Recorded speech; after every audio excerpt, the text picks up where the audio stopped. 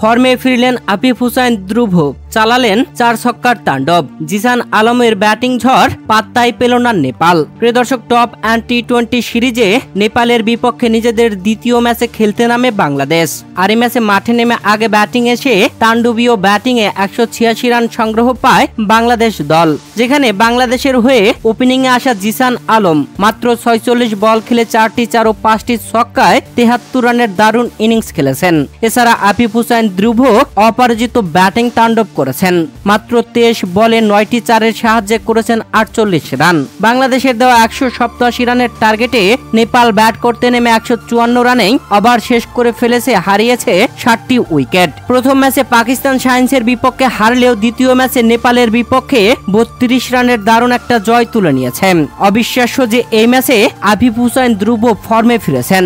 দীর্ঘদিন পরে আফিফ হুসাইন ধ্রুবর ব্যাট জ্বলে উঠল। তাণ্ডবীয় ইনিংসে 48 রানের সুবাদে বাংলাদেশ বড় সংগ্রহ পায়। এছাড়া ওপেনার জিসান আলম সত্যি অবাক করা ব্যাটিং তাণ্ডবে শুরুতেই বাংলাদেশকে টেনে নিয়েছিলেন। বল হাতেও বাংলাদেশি বোলাররা দারুণ করেছেন।